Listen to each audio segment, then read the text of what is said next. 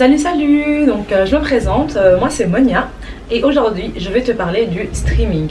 Ce mot en français, donc c'est un mot d'origine anglaise, signifie flux de données. Donc le streaming est utilisé pour visionner et écouter des contenus en ligne et ça permet la lecture en fait instantanée de ta musique ou de ta vidéo dans le navigateur web.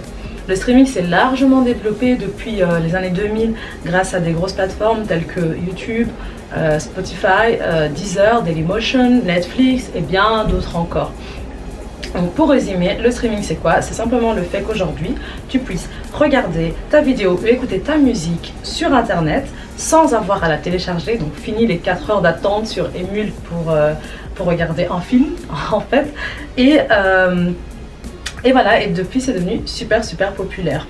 Alors dans cette vidéo, je me suis dit que ça pouvait être super intéressant aussi d'aborder les algorithmes en fait, d'ailleurs ces plateformes de streaming, puisque je pense que beaucoup, enfin on les connaît tous, mais finalement qu'est-ce qui se passe derrière? Et comment est-ce que l'algorithme fonctionne sur cette plateforme?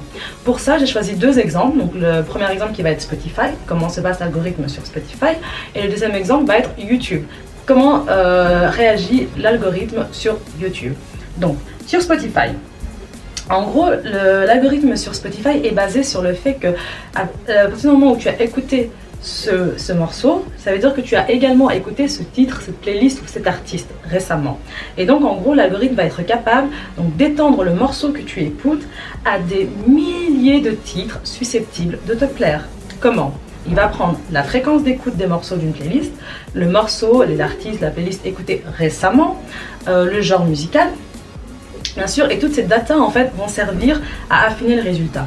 L'ensemble de ces données, si tu veux, vont te créer en fait un profil musical qui va être ensuite associé à un cluster. Cluster qui signifie regroupement de profils similaires. Donc, je veux dire, c'est comme s'ils faisaient des tris en fait entre les différents types de genres musicaux. Enfin voilà. Et donc c'est notamment en fait grâce à ce cluster là que Spotify va pouvoir identifier de façon précise ce qui est susceptible de t'intéresser et ce qui est susceptible de te plaire. Pour te donner un petit exemple, on imagine que tu es sur une playlist maintenant Spotify et que donc la première chanson tu l'aimes bof donc tu la passes, la deuxième aussi, donc là l'algorithme Spotify commence à se demander quoi est-ce qu'il t'a mal suggéré les choses, enfin voilà. Finalement la troisième tu vas l'écouter jusqu'à la fin, genre c'est limite pull-up et tout, on la remet tellement elle est bien. Et donc en gros ce qui va se passer à ce moment-là, c'est que Spotify va retenir cette information-là et va donner une valeur en plus à ce morceau. Et cette valeur va l'aider en fait à suggérer ce morceau par la suite à un autre profil musical qui fait partie de ton cluster de base.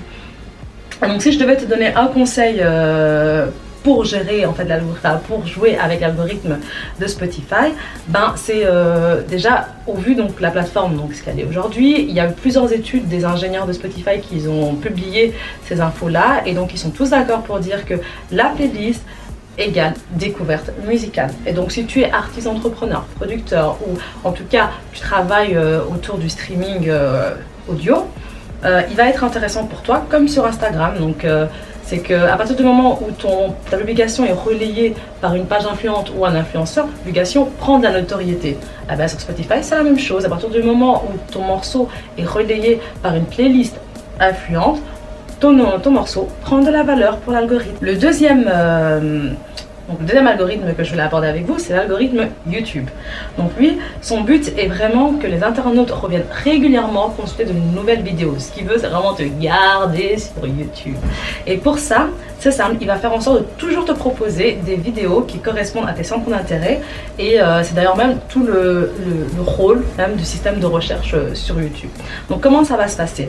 En gros, comment fait YouTube pour être sûr de te proposer un contenu qui coïncide à ton besoin? Et comment est-ce que l'IA va réussir à deviner avec précision quelle est la vidéo qu'il doit te proposer après pour que tu restes un peu plus longtemps sur la plateforme? Pour ça, c'est simple. L'IA va se baser sur plusieurs critères de mesure qu'on appelle des métriques. Et donc, ces métriques sont donc le nombre de vues de ta vidéo, le temps que le spectateur passe à regarder ta vidéo, l'engagement autour de ta vidéo, donc les likes, les j'aime, les partages, les clics qu'il y a autour de ta vidéo. L'algorithme va aussi prendre en considération tout ce qui est comportement des utilisateurs. Donc finalement, le nombre de vidéos que l'utilisateur va regarder sur ta chaîne, le type et le sujet de vidéo qu'il a regardé récemment, les recherches antérieures qu'il aura pu faire dans le moteur de recherche YouTube, et bien sûr les informations démographiques et de localisation de l'abonné. Et donc tout ça pour vous dire qu'en fait l'algorithme sur YouTube est bien partout, dans chaque section de la page, que ce soit dans la recherche que tu vas effectuer, dans ta page d'accueil, dans ton flux de recommandations, dans tes abonnés, enfin bref, l'algorithme est partout, partout, partout, partout. Et donc finalement, le tips qu'on pourrait se donner pour YouTube, ah bah, je vais vous donner d'ailleurs 2 conseils. Donc le premier, ça va être le SEO, parce qu'en effet, c'est vraiment optimiser au maximum la recherche. Il faut se mettre à la place de ton abonné. Qu'est-ce que ton abonné va taper sur YouTube pour tomber sur ta vidéo? Donc par exemple, là, si on devait prendre un exemple ici, pour tomber sur cette vidéo, tu pourrais taper par exemple « Comment comprendre le stream ?» Là, ce serait un bon titre d'ailleurs. Peut-être que ça peut être le titre d'ailleurs. On va voir. Mais et donc voilà, donc à partir de là, en fait, il va être important en fait d'optimiser donc tout ce qui est métadonnées. Donc métadonnées, c'est donc ta description, tes sous-titres, tes tags, et en fait privilégier quand même des longues descriptions parce qu'elles sont mieux référencées. Voilà, c'est comme ça. Mais par contre, longue, ça ne veut pas dire barbante, hein. Il faut faire des longues descriptions, mais qui donnent quand même envie à l'auditeur ou à l'utilisateur de regarder ton contenu. Et le deuxième conseil que je pourrais te donner, ce sont les sous-titres. Parce qu'en fait, il faut savoir que 50% des gens qui se connectent à YouTube se connectent via leur téléphone. Et donc, ce qui se passe, c'est que dans la plupart du temps, par exemple, dans le tram, tu vas ouvrir YouTube, tu vas peut-être pas directement mettre le son. Et donc, en fait, sous-titrer ta vidéo permet de, quoi qu'il arrive, faire passer ton message, et aussi augmenter le classement et le référencement de ta vidéo. Voilà, donc mes tips s'arrêtent là pour aujourd'hui. J'espère que cette vidéo t'aura plu et que tu as pu apprendre des petits trucs.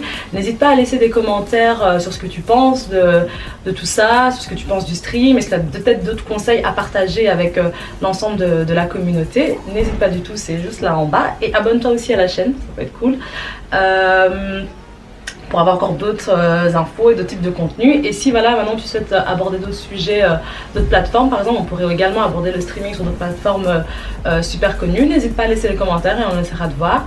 Et voilà, l'épisode s'arrête donc là aujourd'hui. J'espère qu'on aura le temps de se retrouver pour le prochain épisode et que vous serez tous nombreux et tous présents. Entre temps, je fais un gros bisou. Salut, salut!